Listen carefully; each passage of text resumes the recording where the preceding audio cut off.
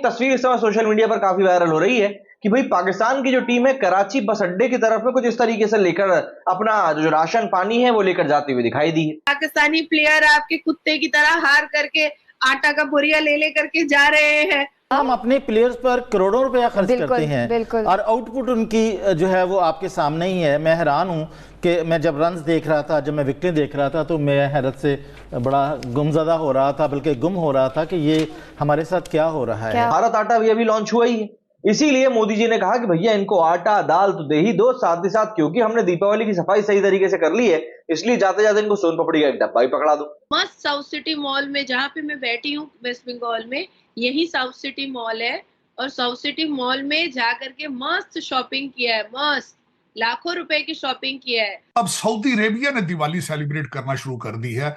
UAE के अंदर, middle east के अंदर, जो कि मैं समझता हूं जो ज्यादा इस्लामिक अपने आप को समझते हैं, वहां सेलिब्रेट हो रहा है। जो ऋषि सोनक साहब है उन्होंने डॉक्टर जयशंकर को होस्ट किया 10 डाउनिंग स्ट्रीट। अगर हम रिजवान की बात करें जो टॉपर स्कोर रहे हैं हमारे जी, तो उन्होंने 395 रन बनाए हैं 9 इनिंग्स में, ठीक है। और अगर इसकी कैलकुलेशन की जाए तो हमें एक रन जो है वो 33,797 का पड़ा है। सनातन का मतलब क्या होता है? शांति होता है। आप संस्कृत में सनातन का मतलब आप पढ़िएगा तो उसका मतलब ही होता है शांति।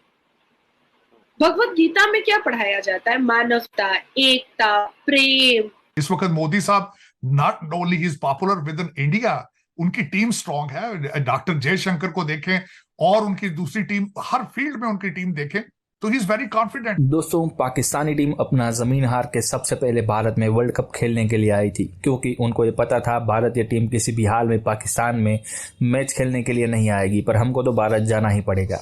जब वर्ल्ड कप स्टार्ट हुआ तब शुरुआत में एक आध दो मैच जीतने के बाद अपनी जीत को वो फिलिस्तीन को समर्पित करने लगे थे, लेकिन जब हार हुई तब उनके मुंह से एक भी शब्द नहीं निकला। पाकिस्तान में इस वक्त ऐसे हालात है कि लोगों को एक वक्त की रोटी भी गवारा नहीं है, लेकिन पाकिस्तानी टीम ने भारत में आके खाने के लिए ऐसा उत्पात मचाया कि जैसे पाकिस्तान में उसको भूखा ही रखा जाता है। इन सब को देखते हुए बीसीसीआई ने एक फैसला लिया, औंधे मुंह गिरी पाकिस्तानी टीम को एक महीने का राशन मुफ्त में दे दिया जाए। पाकिस्तानी मीडिया में भी यही चर्चा हो रही है कि पाकिस्तानी टीम भारत में जैसे मैच खेलने के लिए नहीं बल्कि खाना खाने और शॉपिंग करने के लिए ही गई हो। हमारी टीम जो है ना वो आधी वापस आ चुकी है और आधे खिलाड़ियों ने आज वापस आना है।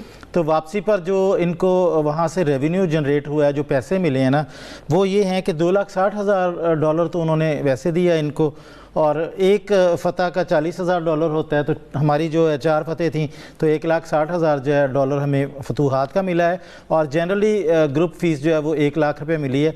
तो ये हमारा पैसे जो इकट्ठे हुए थे वो उन्होंने हमें दिए हैं आईसीसी ने। और इसके अलावा जब बाद में वो इसके मुनाफे की बात करेंगे तो उसमें भी हमें हिस्सा मिलेगा।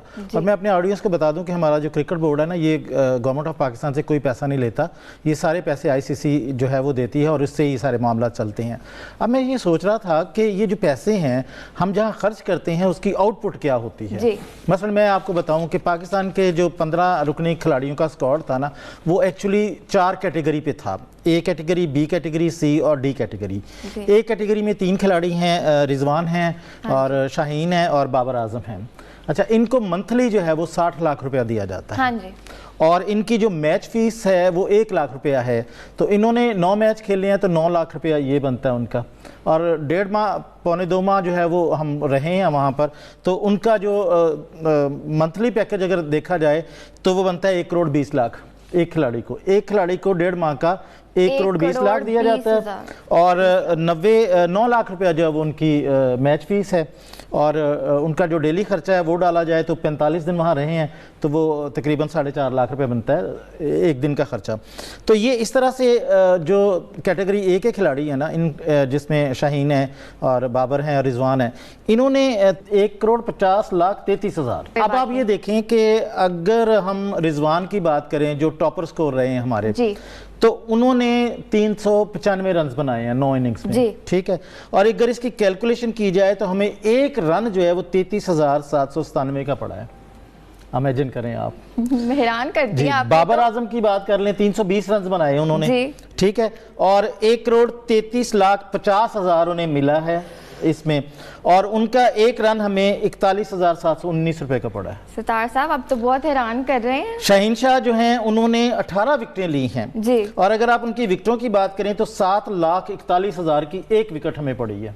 Oh my God. और उन्होंने 55 रन बनाए हैं और वो बनते हैं हमारे तकरीबन 2,42,727 का एक रन। कमाल। अच्छा, दूसरे नंबर पर कैटेगरी बी में आते हैं फ़खर आते हैं, इमाम आते हैं, शादाब खान आते हैं, नवाज आते हैं, हारिस रऊफ आते हैं। इनकी अगर कैलकुलेशन की जाए तो इनको जो मिलता है वो 80,20,000 रुपया, 80,20,000 रुपया। और इनकी अगर कैलकुलेशन की जाए तो फ़खर का एक रन हमें 42,591 का पड़ा है और इमामुल हक का एक रन हमें 57,840 रुपये का पड़ा है और शादाब खान का 77,438 का एक रन पड़ा है, उन्होंने 121 रन बनाए हैं। और मज़े की बात है कि शादाब खान और नवाज़ ने 2-2 विकेटें ली हैं और अगर आप नवाज़ की 2 विकेटों की कीमत निकालें तो वो बनती है 1,15,679 रुपये की। कमाल हो गया ये तो। अच्छा, सी कैटेगरी में अब्दुल्ला शफीक आते हैं, वो एक ही हैं और उन्होंने अपना सही हक अदा किया है। बाकी जो लोग हैं, हसन अली हैं, इफ्तिखार अहमद हैं, वसीम जूनियर हैं, सलीम अली आगा हैं, सऊद शकील हैं, उसामा मीर हैं, तो इनके अगर निकाले जाएं तो ये हसन की जो 9 विकेटें हैं ना वो हमें 3,74,444 की एक विकेट पड़ी है और इफ्तिखार जो हैं वो हमें बहुत महंगे पड़े हैं, इसमें वो उनको मिली है 8,42,500 की एक विकेट, 4 विकेटें उनकी सारी। और अगर हम उसामा मीर की देखें तो वो 8,42,500 की एक wicket. Can you imagine about this. और इसी तरह इफ्तिखार अहमद जो है ना वो उनका एक रन हमें 23,732 का पड़ा है और सलमान अली आगा का जो है वो 66,078 रुपये का एक रन पड़ा है। मुझे ना पानी मंगवा दिया जाए, मेरे से बर्दाश्त। अब ये देखें कि ये अच्छा, ये जो मैंने आपको कैलकुलेशंस दी है ना, इसके अलावा उनको जो आईसीसी से पैसे आने हैं उनका 3% अलग से मिलना है। वाह वाह माशाल्लाह। तो जब हम अपने प्लेयर्स पर करोड़ों रुपया खर्च करते हैं और आउटपुट उनकी जो है वो आपके सामने ही है, मैं हैरान हूं कि मैं जब रन्स देख रहा था, जब मैं विकेटें देख रहा था तो मैं हैरत से। फिर से एक बार स्वागत है दोस्तों आपका।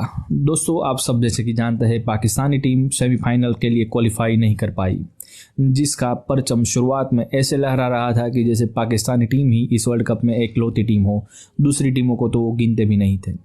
लेकिन सब टीमों ने ऐसे पाकिस्तानी टीम को धो दिया कि अब पाकिस्तानी टीम सेमीफाइनल में भी नहीं पहुंच पाई। दोस्तों, जब पाकिस्तानी टीम वापस लौट रही थी तब ऐसे ऐसे मीम्स बन के इंटरनेट पर धूम मचा रहे थे कि पाकिस्तान को तो अपना सर और अपना नाक पानी में डुबोकर मर जाना चाहिए, क्योंकि भारतीय टीम जब भी जीतती है तो अपना जीत का सेहरा पूरे भारतीय को नाम के लहराती है, लेकिन पाकिस्तानी टीम अपनी टीम जीत का सेहरा फिलिस्तीनियों के सर लहराती हुई थी। दोस्तों, भारत में ऐसे मीम्स बनाए गए कि जैसे आशीर्वाद आटा लेकर पाकिस्तानी टीम कराची एयरपोर्ट पहुंच चुकी है। दोस्तों, अपना वीडियो अच्छा लगे तो वीडियो को लाइक कीजिए और चैनल को सब्सक्राइब कीजिए। जय हिंद, जय भारत।